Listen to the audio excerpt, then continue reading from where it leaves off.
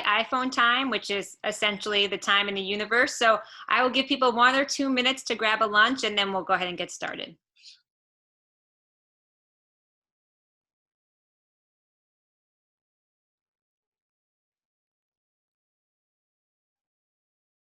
Let's go ahead and get started. I know everybody's time is precious, and I know people will join in this first couple minutes. So we'll do a little intro before we have Ryan, Megan, and Dawn present. So welcome everybody to the mental health support for healthcare during COVID. We've been doing these webinars for about 6 to 8 weeks now, and we're really excited. We have switched days. So today is our first Wednesday webinar. We moved to Wednesdays recognizing that there is a COVID echo through Little Falls that people are interested in and want to make sure you're able to go to all the things that are relevant during this time. So we picked Wednesdays at noon now, and we'll do it twice a month. So the first and third Wednesday of the month. Just a reminder, use your video if you can. Feel free to eat lunch. That's kind of the purpose. It's a lunchtime talk. Mute if you're not speaking, but don't forget to unmute, which I undoubtedly will forget to do that myself. So yeah. Introduce yourself in the chat if you can, and please use the chat to ask questions. Feel free to jump in. We'll leave some time for questions. Feel free to jump and ask. We really want this to be interactive. And I think that's it. And a reminder, ICSI has a strong antitrust policy. So if you feel like the conversation veers to something of a pricing nature of that sort, let us know, raise your hand, shout it out, and we'll steer it back. So just a reminder, I am Jody, and Tani, my co-host, is there on the video. She's waving. So we're here to be your facilitators today. And just to help kind of support this conversation, this is really your work. We're just trying to shed a light on it. So for our agenda, we're excited. We have 2 presentations. We have Redwood Falls, Carris Health, CentraCare. Ryan and Megan will explain that to you. I don't want to say it wrong. But they've done a really great job of kind of putting in some programming and then using evaluation and really getting staff feedback. So I'm excited for them to share, because we haven't touched a lot on how do we get that feedback. We've talked about the need, but not how to do it. And then we have Dawn from HealthPartners to talk about some more of their EAP tools, particularly some debriefing that can be used by leaders to help teams if they experience some sort of event. So I'm excited for us to hear both presentations. Then we'll have some discussion as always. We want to let you ask questions. And then just to let you know, next week, 2 weeks, on the Wednesday on June 3rd, mHealth will be presenting their buddy system. So we have Dr. Gold, Dr. Vinogradov, and Dr. Wozniak, who are kind of leaders of their behavioral health division, have really put together a fantastic buddy system kind of based on that battle buddy philosophy. And so they're going to come together and present their work. So we're really excited and hope you share that with others and invite others to come. And I'll say this at the end, but I'll say at the beginning too, our playbook will be coming out this week. So when Tani sends you the follow-up email, that will include the playbook, which is essentially a lot of the concepts that you all have discussed the past kind of 2 months. So just as my intro, I like to kind of think of something relevant and to get you thinking. And so today we're going to do some good news, a brief clip.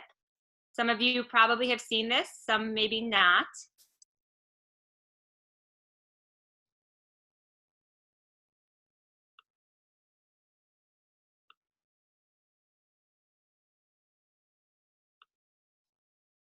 But the good news doesn't stop there. Oh no. Heading into week 8, it was finally clear inside hospitals and out that the one thing we've all been needing is finally here. Hope. This is my fight song. Take back my life song. Prove I'm on the right song. Not one more song. Now I'm starting right now. I'll be strong. I'll fight my fight song. And I don't really care if nobody else believes. 'Cause I've still got a lot of fire left in me. And our recovery gold medalist this week is 1,000% Greg Garfield, who is patient 0 at St. Joseph's Hospital in California, where doctors gave him a 1% chance of survival. Where's Greg today? He's headed home.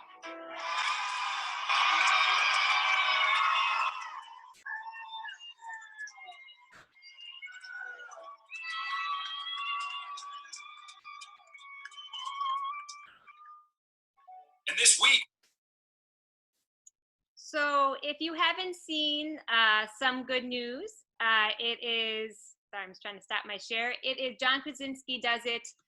He's had 8 episodes, really uplifting different types of things. But this was the last episode. And I think what struck me as I thought about our conversations is that we have not talked about celebrating as a part of mental health and the joy that comes with people doing well, leaving the hospital. One of those clips had a hospital that did a code joy for patients that were being discharged. And I thought, well, what a creative way. We're so used to codes being a bad thing and being like alarming. And what a nice way to flip that and say code joy and to celebrate it. So I'd like another future webinar to be on how are we celebrating the wins and what is your clinic, what's your hospital doing to celebrate. I think that would be an important component of kind of mental health support. So that's our uplifting moment for the day. Encourage you to check out Some Good News, the series. It's on YouTube, easy to get to. And with that, I am going to turn it over to Ryan and Megan from Redwood Falls. We're excited to hear from them and what they've been doing. Sounds great. Thank you. Can you hear me okay? We can. All right. I'm going to stop sharing my video just to, again, preserve bandwidth for the presentation, and we'll share that. Again, my name is Ryan on behalf of Megan, Alyssa, and myself here in Redwood Falls. I'm so happy to present today, and thank you for asking us to do that.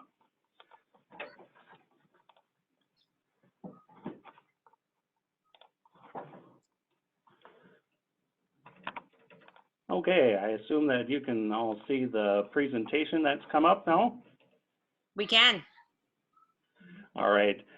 So Carris Health is a fully owned subsidiary of CentraCare, most recently formed in the last couple of years. And so Megan, Alyssa, and I, we're with Carris Health Redwood, formerly Redwood Area Hospital and the local ACMC clinic. And so who we are, basically, we help provide care in the southwestern Minnesota, again, as a subsidiary of CentraCare. We have a critical access hospital, 25-bed, also a rural health clinic, home care hospice agency, and the EMS system here is what we are focusing on today. This is the scope of what I'm talking about. What I do want to mention is that we do have our own incident command structure that then also reports up to Carris Health Willmar as well as CentraCare in St. Cloud. And so the support that's offered for staff is not just within Carris Health Redwood. What I'm reporting today is for our organization, but it's also a much larger response from CentraCare and Carris Health and Willmar as well. And such a group of great individuals working on this, and I want to make sure that they also have a good understanding of the wonderful work that they're doing. When we first started our response here in Redwood Falls, we wanted to go back to the Duke University WISER program. WISER was that web-based implementation of science for enhanced resilience that was presented to us in 2014, February, if I remember correctly. It was nice and cold. But it was a great presentation by Dr. Sexton over a few days. And the information that was given there then launched us into resiliency training for our organization. It helped us to establish the tools for our organization to use and implement. And so immediately when the COVID-19 crisis sort of started breaking and everyone started talking about what was going on, we wanted to make sure folks had that information front of mind. So we introduced a bite-sized resiliency presentation. Basically, it was about an 11-minute presentation that was presented by myself and given locally to our incident command team. And then it was presented to our leadership. We asked that the leadership simply use it in their huddles and present it to their employees. And from there, it was actually recorded for employees to view on demand. That initially filled what was more of an urgent need that folks are going to have and did have for resiliency in the face of COVID-19. Part of that presentation talks about what's called the rule of twos. This is James Pennebaker and his research on collective coping. And with this rule of twos, it talks about these phases. So for example, the first 2 days to 2 weeks is the denial phase, and then moving to the world being different, then hope and a new normal. I'd like to go into that for all of us just as a reminder of what that is. That first emergency phase from that 2 days to 2 weeks is heralded with a lot of thinking and talking about an incident or an event. This is maybe where our social norms are violated. People who are normally quiet might speak up.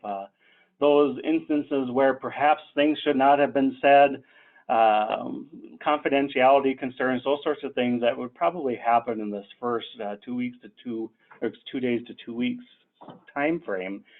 And we wanted to point out that yes, that's normal. This is what's happening. This is how we are experiencing the situation. Then it moves into that 2 weeks to 2 months, more of that inhibition phase. This is where some of us, especially in the last couple months, may have found ourselves with more of the fatigue of COVID-19, the negative moods, maybe there's some arguing about it. This is where reduced talking happens. And so that's actually what we wanted to avoid, head off from the get-go. Understanding that with reduced talking comes a lack of sharing. People will get pent up, frustrations, anxieties. They choose not to share. It can be negative and impact a person's health and well-being. And so we wanted to acknowledge, yes, that's going to happen, it's okay, but also give some tools and resources to combat that. And then, of course, the adaptation begins, and then we have a new normal. And we also wanted to share with staff that, yes, this may move forward. This goes, 2 days, 2 weeks, 2 months, 2 years, moving forward, but also that it may restart along the way with each new trauma, so to speak. So when the CICUs get opened up, or other events that are large for maybe only a segment of our employees, it's an understanding that this 2 days and 2 weeks starts over, and there's processing that goes along with it. So as we started doing this resiliency review, we wanted to get content out to the staff right away. We talked about active coping strategies, such as the 3 good things, and making sure people understand that they do need to protect and preserve their health and well-being during this time. We also asked that people have goals for themselves. How are they going to prevent fatigue and burnout? And we gave some ideas and interventions along the way for that. Supporting colleagues, we issued a checklist for helping support colleagues and asked individuals to engage with accountability partners, basically partnering with a peer that can help check in with you, check in with each other, maybe get you out of a negative mood, recognize when that's happening, when that spiral happens, and help to refresh and ascertain what's going on. We gave mindfulness tips, staying ahead of stress as well, and then self-care tips, of which probably one of the more well-received tips were related to nutrition, but also fatigue management and sleep hygiene. As we continued on with this initial bite-sized resiliency, what happened was we engaged again our local leadership and encouraged them to use that with calls and huddles. So we asked them to please call their employees or use it in a huddle, their direct reports.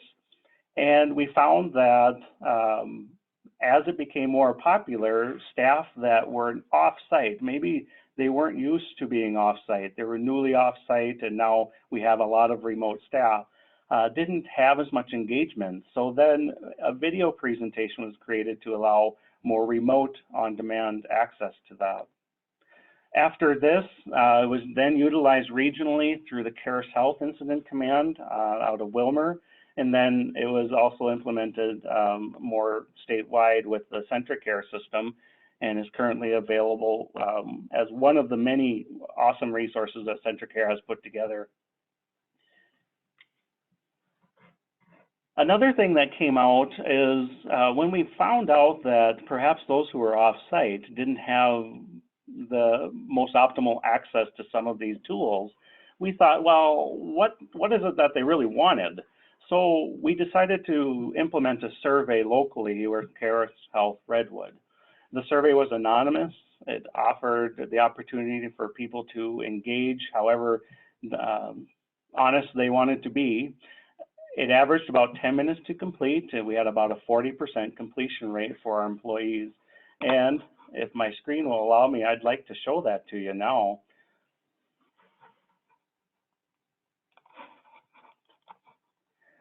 So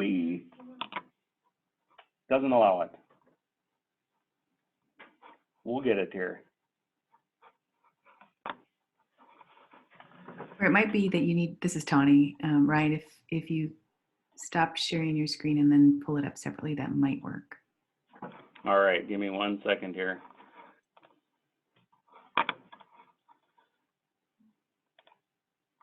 We'll get it.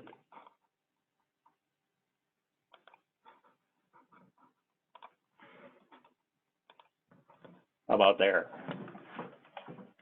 All right. Let me see it. So this is the back. This is kind of what it looks like. This is actually the administrative side of the Microsoft form. This is the process that we used. And what we asked was, based off the different tools that we instructed, including our employee assistance program, we first asked their familiarity using a scale, just like this, a Likert scale. Then we asked, yes or no, are you using these tools? And then if not, we asked them to comment on why. What's the barrier? Why might they not be using the tool? And then we actually asked many in-depth, open-ended questions. We did that on purpose because this is an opportunity. We almost saw this as a resiliency writing where people could just throw out whatever they just had to get off their chest and needed us to know. So the one thing I wish or understood better is, for example, some responses in that realm were positive. You know, how much I appreciate my manager for taking the lead and filling us in on what's happening. And some of it were constructive, more critical of either self or what was going on. Or perhaps they wanted more understanding of how this was going to affect them, their job, and their overall well-being. The one thing I worry about at night, or that keeps me up at night, and if Carris Health Redwood or my boss or supervisor only knew, many people took the opportunity to answer those questions. And what came of that, as I continue with the slides here in a bit, is that helps direct us as to where we're going with our interventions. Lastly, we did want to have them rank just the following statements. For example, I need help coping with stress, or I feel like I'm getting too much information. We also had included the prefer emails or phone calls. That way we can see what folks actually were wanting, how they wanted to receive the contact, knowing that that one-to-one face-to-face contact wasn't going to be an option in this new age with COVID-19. And then lastly, they did have the opportunity to list some of their wants or desires. Snack cart and chocolate came up quite a bit, and we've done our best to take care of that ask. And then we gave them the option to have us call, and one or two individuals did go ahead and take that option. Let me go back to the slides here.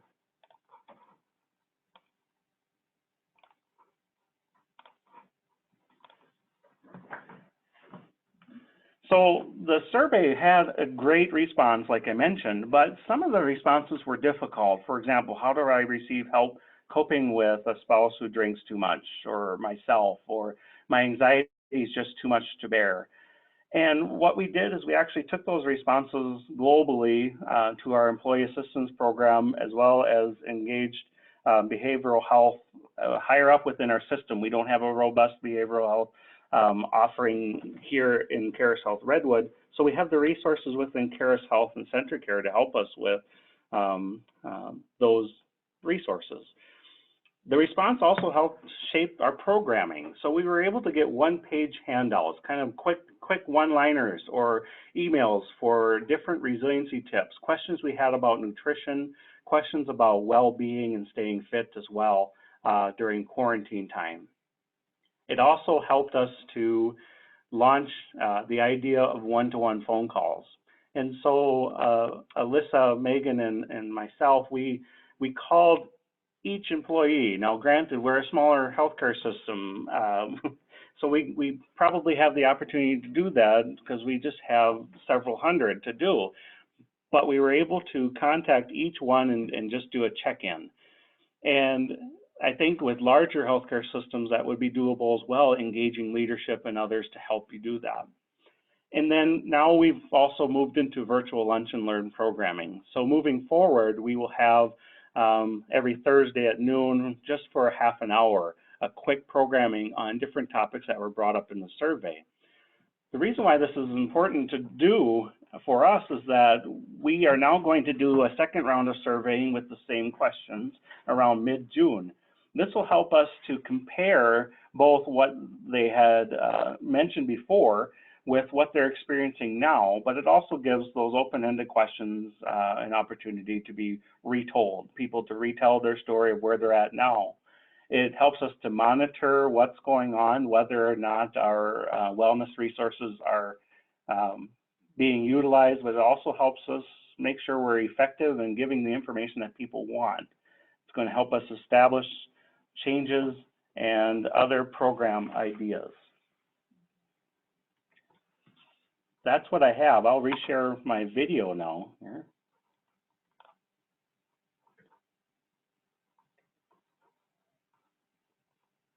Fantastic. Ryan, thank you so much for sharing. And I'm going to give people the opportunity to chat in. And I'm just going to start with a question because I know I was really excited to talk to you when I heard about the survey. And then based on the answers, you realized you needed to make some one-to-one calls, that you couldn't address everything globally because there were some serious issues. Can you talk a little bit about the one-on-one calls, how they're going, how long they take, what's your system? Sure. So we actually established basically guidelines for what we're going to ask, almost like a tip sheet. These are the things we want to check in on.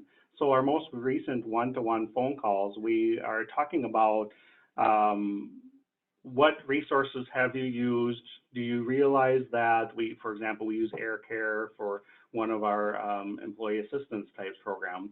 And so do you realize this is available? Did you have any questions about using that? Or what can we do to help with your even job satisfaction? Many folks have been displaced to remote work, for example. Maybe they have, I know if I were home right now, I would have 5 kids in the background all wondering what dad's doing on the screen. So that can be a challenge, and that's a new challenge. Parents especially have quite a challenge now with literally homework and homework. So all of these changes, helping to cope with that. So we have a script, and each of us is asking the same questions. And then we also have a resource list with us so that we know where to make that referral for if the serious questions come up. Because I'm not the healthcare expert from the standpoint of behavioral health. I'm helping coordinate this the employee well-being. I can answer lots of questions about physical health and posture, body mechanics, ergonomics, those sorts of things, which do play a role, especially in the home. But we're basically that link between where people are and the resources they need. Did you consider, was there a discussion about who would make the calls, whether it was leaders from the team or your staff? How did that, the decision end up to be your staff?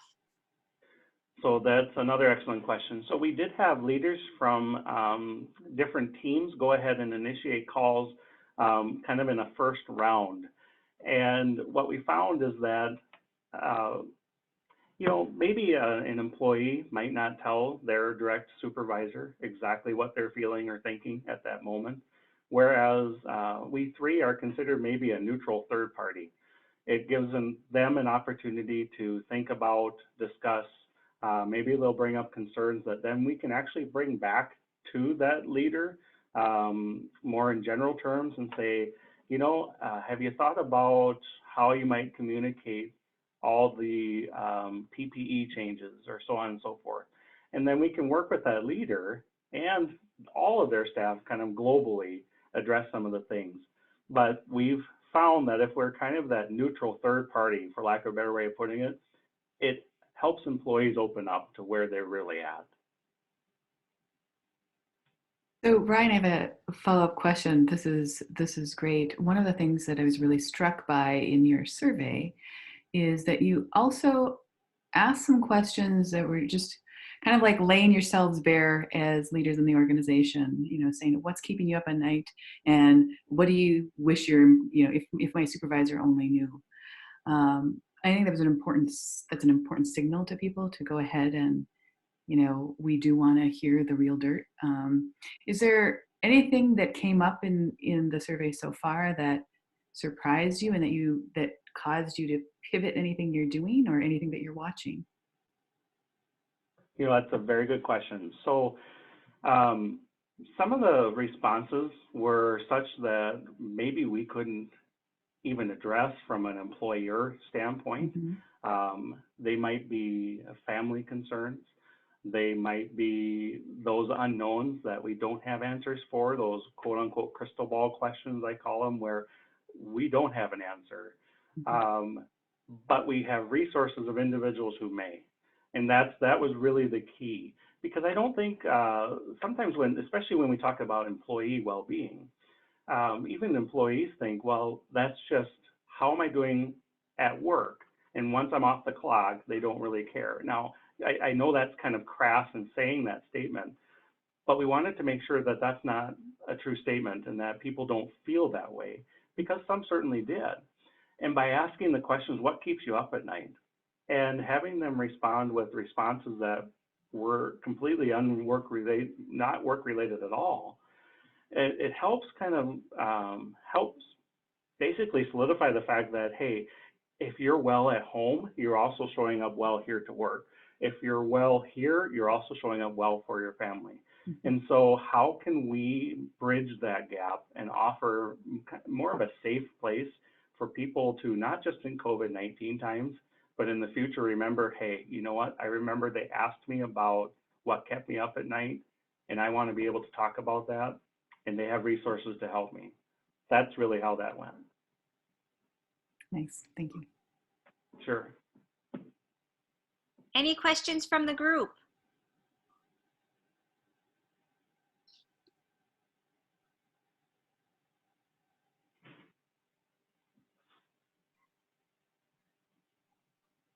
So Ryan, I do have one more question. We have talked about communication, and in the playbook that you'll see, there's a whole section for bidirectional communication and communicate. And yet I thought it was really interesting that you asked, are you getting too much or too little?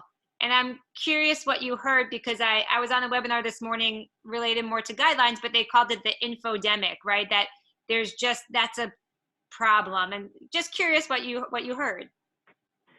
Sure, and we actually asked that question specifically based off, the rumors we're hearing.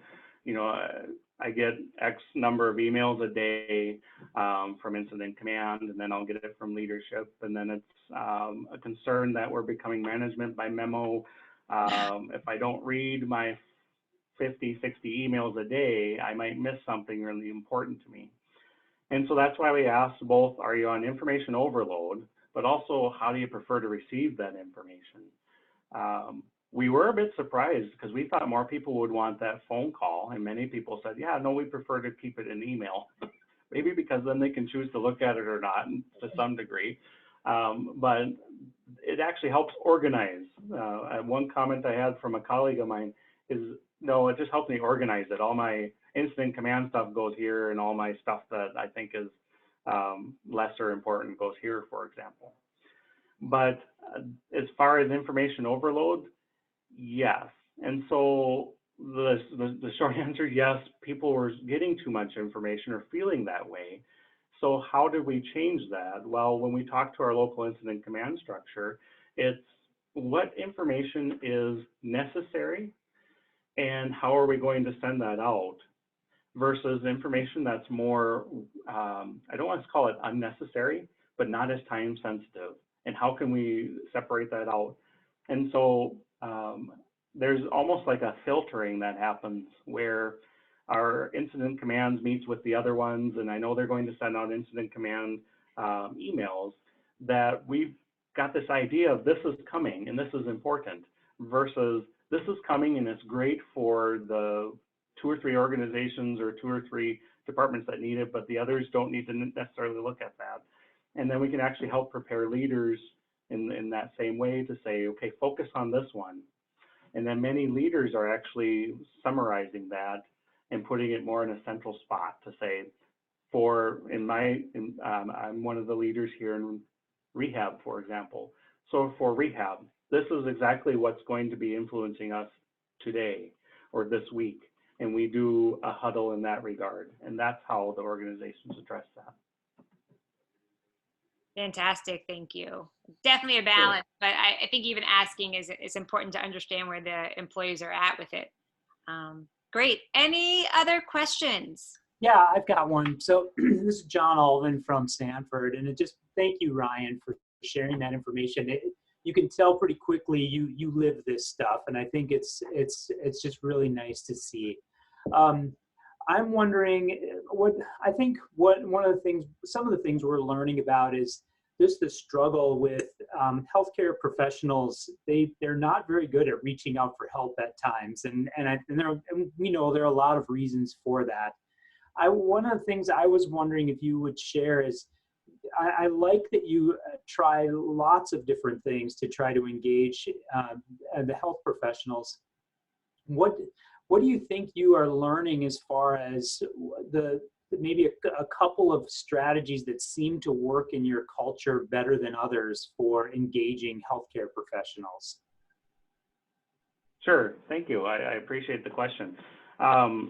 So a couple strategies that I would point out would be not necessarily, like you mentioned, with that information overload, sending out every possible tool. Because we do have quite a number of tools at our resources, and I do agree that we as healthcare providers, we tend to be the caregivers, not the ones being cared for, so it's tough to have us care for the caregivers, so to speak.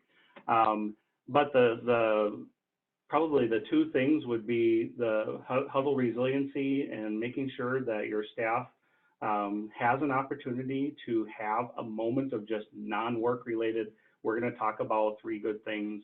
We're going to perhaps do a quick writing or view of a 5-minute, like the video that we started with this. It's not work related. It takes their mind away from that work, but it helps reset and reframe their mission.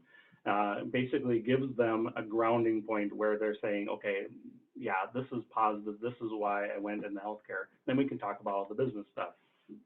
But the other thing would be to have resources that are on demand and point to those, because many of our staff work rotating shifts, for example, or maybe the noon lunch hour doesn't work for them. They have a 1 o'clock lunch hour.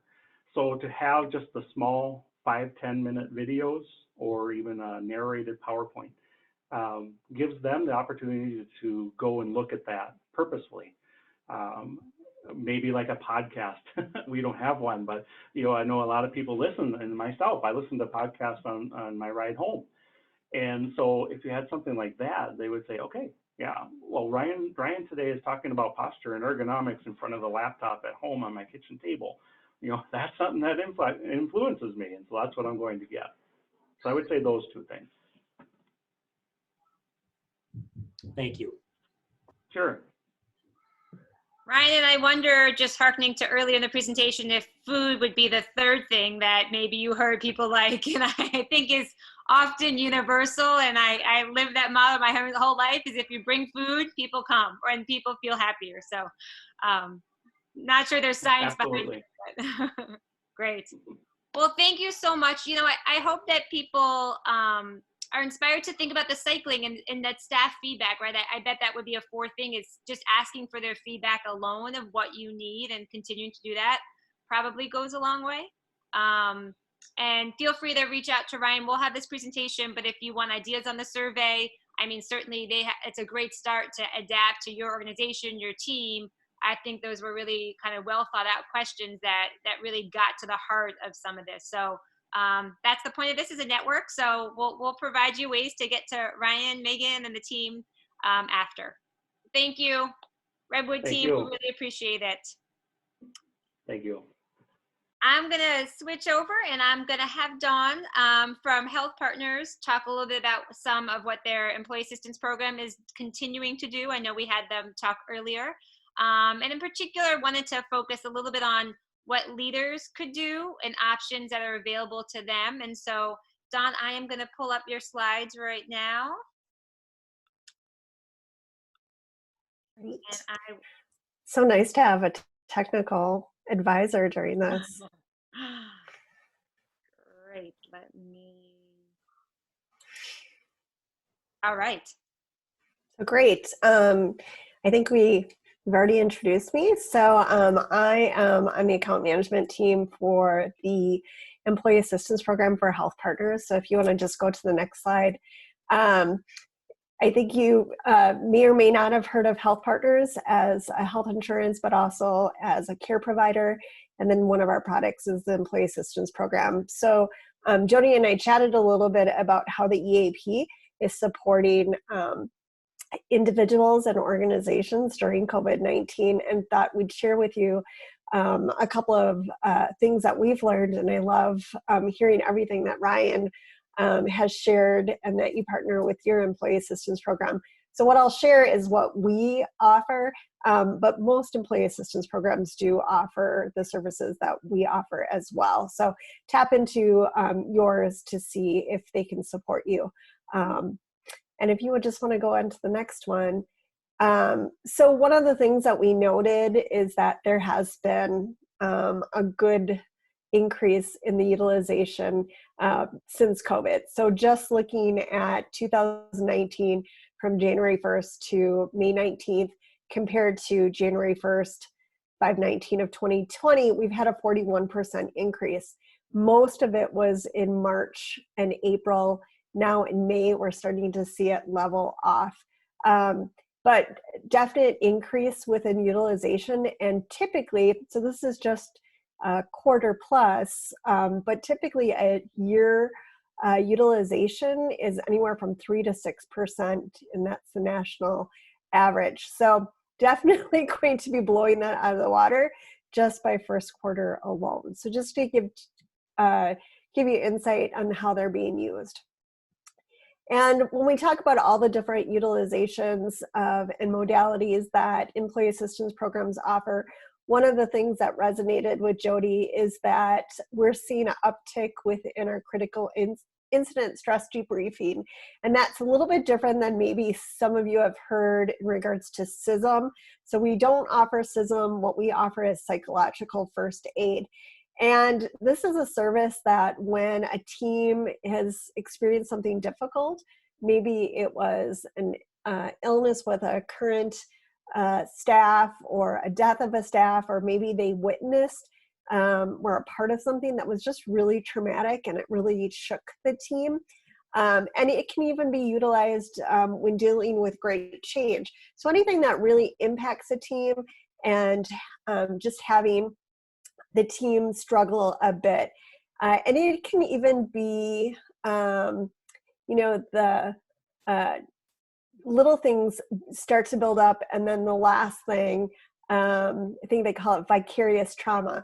I'm not a counselor, nor do I play one on TV, but I heard enough about it that, sometimes it's the vicarious trauma of just not one little thing, but a accumulation of different things. That the leader might see that the team needs some support.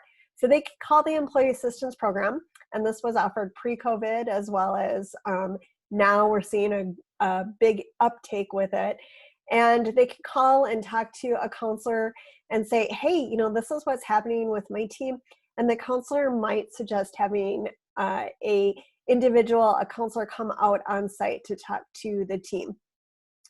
And now that we're in, a stay-at-home order, which is being lifted for the safety of the team as well as for the counselors, we've been doing it virtually, and that hasn't stopped the requests. So in 2019, the same time period, we had 14 requests And just in 2020 alone, we've had 29 requests. And most of those have been done virtually. So based off of whatever resource, video or WebEx or Zoom, whatever the organization feels comfortable with. And the participants have an opportunity to say their name or not say their name, display their face, not display their face. So we do take into consideration HIPAA privacy as well as the counselor moderates it. But it's really just providing time, resources. And I think the next one gives a little bit more. Oh, sorry, I got ahead of myself. Go ahead and go back. It's just an opportunity to provide psychological first aid to the team, be able to share with them, some coping strategies, to be able to touch base with an individual and also get follow-up resources. And I love Ryan talking a little bit about the trauma. And one of the things that often, especially within our hospitals and clinics, is that a follow-up from critical incident stress debriefing is providing them a series of webinars. And we just introduced this in February, so it was kind of pre-COVID, but it ended up to be pretty timely. The series is Feeling the Impact of Trauma, Reaching Out for Help, Reaching My Limit, When Do I Reach Out for Help? This one really got to me, understanding your emotional triggers, and then ending with mindfulness and meditation for first responders. And it must have resonated with individuals because on the day we published it, we had 25 folks log into it. And we didn't do a big splash, big splash on communication with it. So I think to, your question earlier, there are caretakers and it's not always easy for them to care for themselves. And this is homework that they can do on their own time in the own privacy of their own home. And that we might have tapped into a great way to reach out to those caretakers and getting them some support that they needed. But often within a critical incident, the reason why it's so terrific, it's kind of a timeout for the individual. So I think one of the things that really resonated when I was talking to Jody is that, this is the leader recognizing that the team needs help and needs some support. So it's kind of the leader saying, hey, it's okay to take this time out. And, the next 15 minutes, next hour, whatever the time frame is, tap in and check in with this counselor.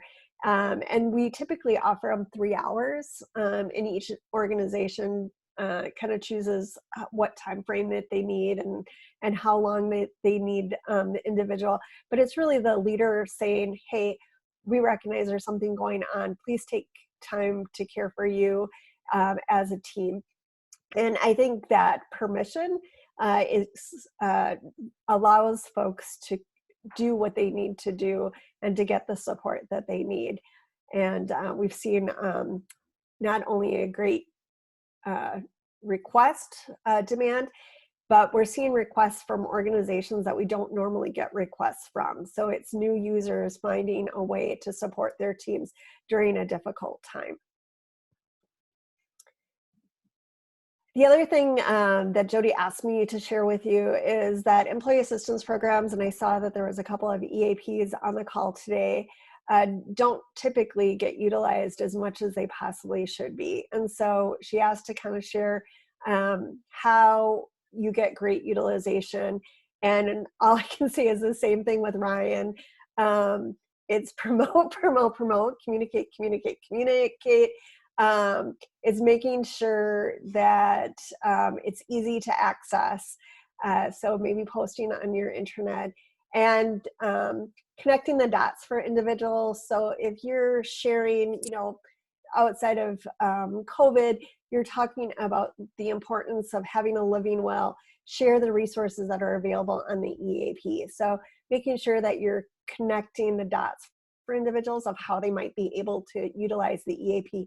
So not just say call the EAP, but why call the EAP, and highlight different services that can be a great use to individuals.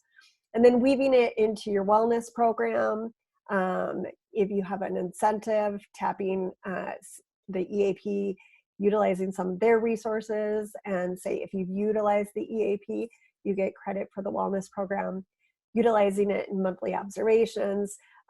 We personally provide an email for employers to be able to send out to their teams each month, and it's a different topic about the EAP, asking them to pass it on to their staff, and hopefully the staff will be engaging.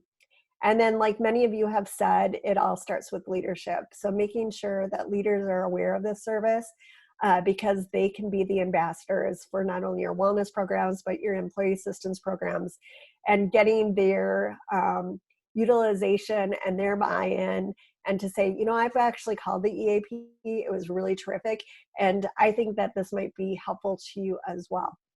So just getting the buy-in from your leadership.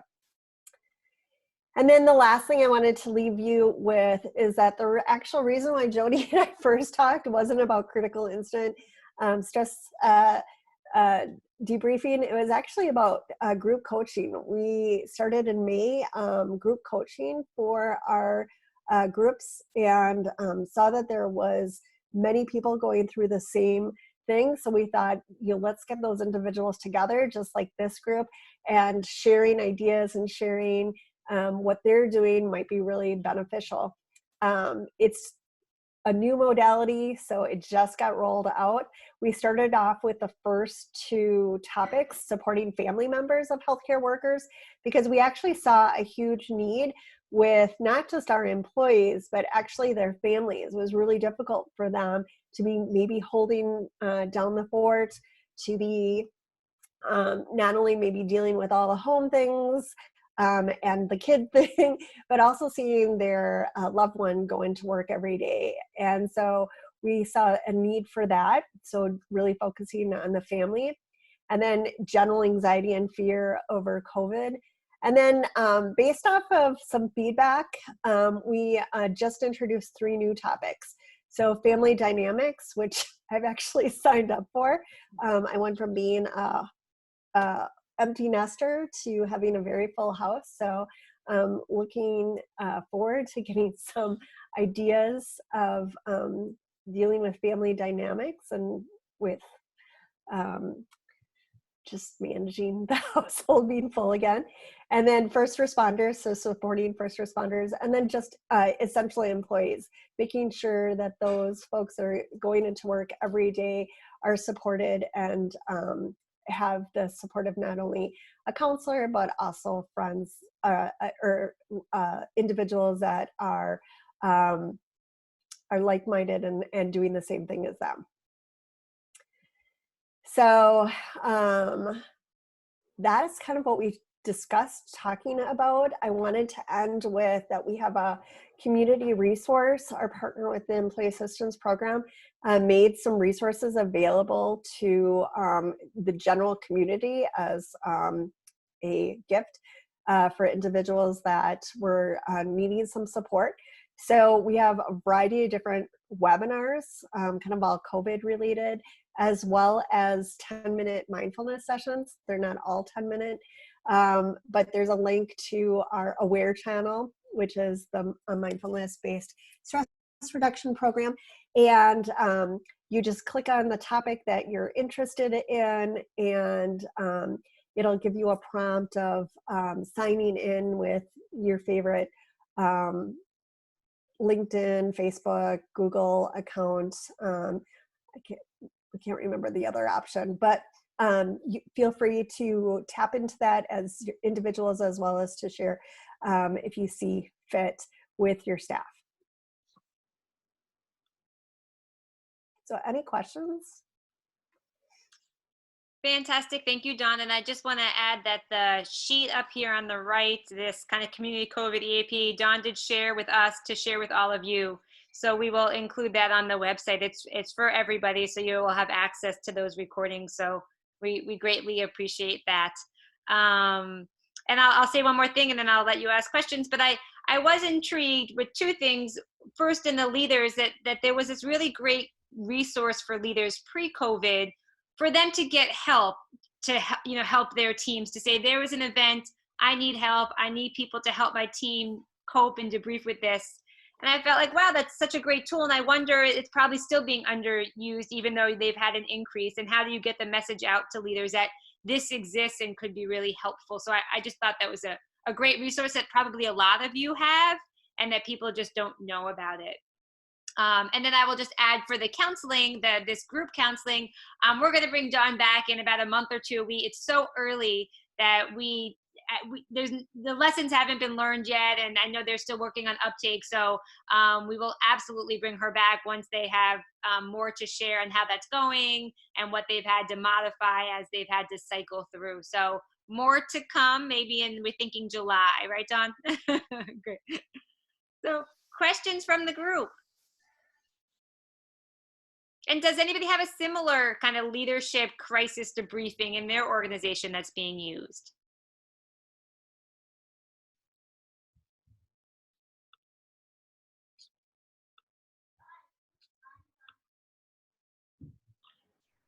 This is Jeff Leichter from Sanford. Thanks, Don, very much for your presentation. I'm particularly interested in this because as I've been doing employee well-being for the last few months during the COVID crisis, I've had the opportunity to find out what our organization's EAP offers. We don't have an internal EAP currently. We contract with an external provider. And our engagement seems lower than what I would imagine. But my question is, to your knowledge, has HealthPartners always had internal EAP? Or if not, do you recall what made the organization decide to transition to an internal EAP from an external contractor? We actually utilize an external contractor. And that's because we use it for clients of ours that also have our HealthPartners insurance, and also groups that don't have our HealthPartners insurance. So it's not just for our HealthPartners employees. So we do use a third party. I think one thing that's a little bit different about our employee assistance program is we partner with our behavioral health team, because as many of you know, employee assistance program is really focused on the short-term solution-based counseling. And one thing that can be really difficult for individuals is that, you know, maybe they went into it thinking that it was short-term, and then I just needed a few sessions with a counselor, and they kind of cracked the floodgates and decide that it might be really super helpful to be able to continue on. And then they have to go back to their insurance company and find a different counselor, because that counselor that they saw wasn't necessarily in the network. So we actually make sure that individuals are referred to a counselor that's within their insurance. And so they are able to have that continuity of care. And then we also partner with our behavioral health team, that if a counselor is talking to an individual and that short-term care isn't necessarily the right tool, we'll connect them to our behavioral health navigator team and do a soft transfer while the counselor is still on the phone, and be able to have the behavioral health team take it from there and get the resources that they need for long-term care. Did that answer your question? It did. Thank you. I appreciate that very much. Any other questions for Dawn?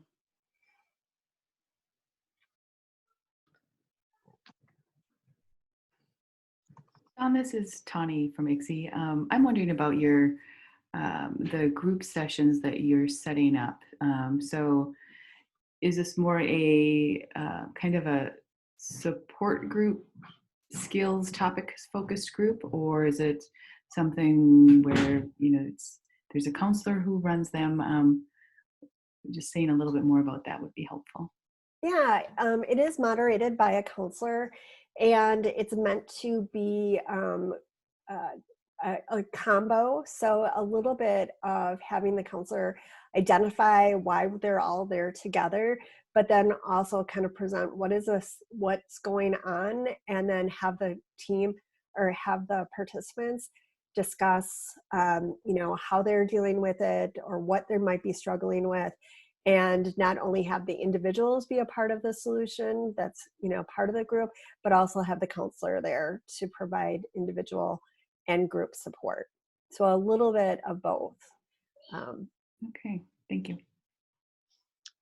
Well, Dawn, thank you so much. Really appreciate you coming to share. Encourage you all to find out if you have this kind of crisis debriefing that leaders can tap into.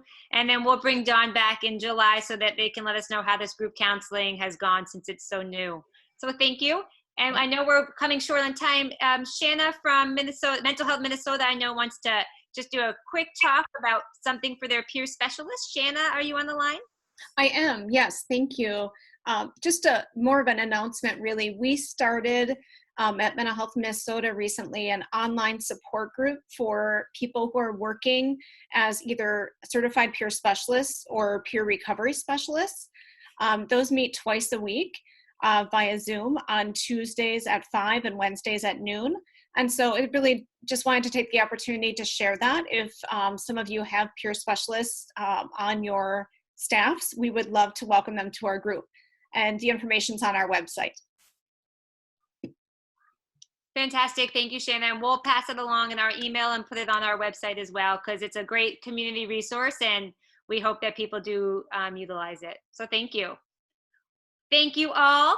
Just to conclude, coming up in our follow-up email, you'll see the first iteration of our playbook, which really puts together the concepts you all have talked about and we think in an actionable way, as well as some promising practices. We hope that we will continue to populate the promising practices. So this is a living document. It will continue to get updated. And if you want something from your organization to be concluded at the end in our promising practices, send us an email. We'd love to add to it. That's the goal here.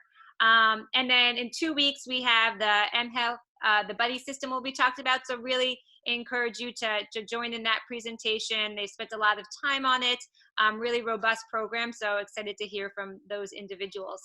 And in a parting thought, think about what you at your organization, at your home is doing to celebrate and find joy in these moments.